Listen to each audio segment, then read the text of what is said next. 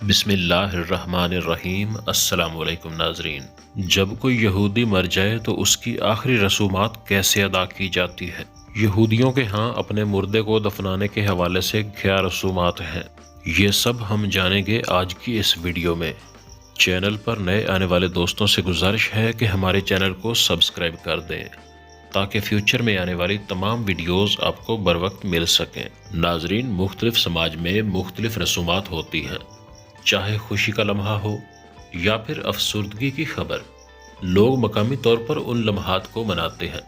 यहूदियों के यहाँ जब कोई इंतकाल कर जाता है तो यहाँ का माहौल भी अलग होता है। आम तौर पर जब कोई प्यारा बिछड़ता है, इंसान की आंखों से आंसू झलक ही जाते हैं, लेकिन यहूदियों में प्यारे की मौत पर ऐसा नहीं होता है।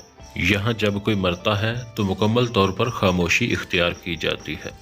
रोने धोने के बजाय शम्में रोशन की जाती है और खामोश रहकर मरने वालों को याद किया जाता है, जबकि रोना धोना गलत समझा जाता है।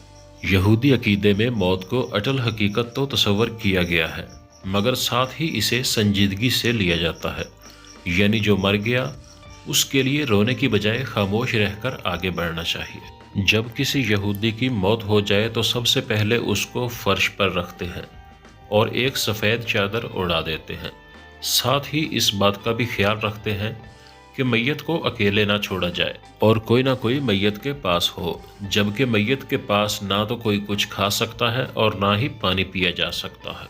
यहूदी मज़हब में माना जाता है कि मरने वाला चूँकि खा पी नहीं सकता है, इसीलिए उसकी रूह को तकलीफ़ नहीं पहुँचानी चाहिए और मैयत के पास कुछ खाना पीना भी नहीं चाहिए। जबकि मैयत के करीब रहने वालों को भी ख़ास नाम दिया गया है, जिन्हें शोमीरम कहा जाता है। जबकि रज़ाकारों की भी एक ख़ास जमात होती है जिसे शीरवा कादियाशा कहा जाता है।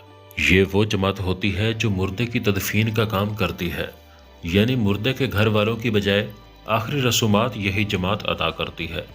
गुस्ल कफन भी दिया जाता है, लेकिन तदफीन यहूदी मज़हब के मुताबिक की जाती है। जिस तरह मुसलमानों के इमाम होते हैं, इसी तरह यहूदियों के यहाँ कोहन होते हैं, जिन्हें मैयत वाले कमरे में जाने की इजाज़त नहीं होती है, क्योंकि यहूदी मज़हब में मैयत को नापाक तस्वर किया जाता है। मैयत की तदफीन जल्द अज जल्द की जाती है, जबकि मैयत को दफनाने वाले को हाथ पैर धोने के अहकामात भी होते हैं। साथ ही कफन पहनाने के बाद जब मुर्दे को ताबूत में रखकर एक बार बंद कर दिया जाए तो फिर दोबारा खोलने की इजाज़त नहीं है, क्योंकि इससे मरने वाले के दुश्मन उसकी बेचारगी को देख सकते हैं। यहूदी भी अपनी मैयत को ताबूत के बगैर दफनाते हैं, मगर कुछ जगह पर ताबूत का इस्तेमाल किया जाता है। जबकि एक और हैरत अंगेज़ रस्म ये भी है कि मरने वाले का करीबी कफन के अंदर कब्र की मिट्टी डालता है, ताकि मैयत का कब्र की मिट्टी से ताल्लुक़ बंधा रहे। अगर बाप है तो बेटा, भाई है तो भाई।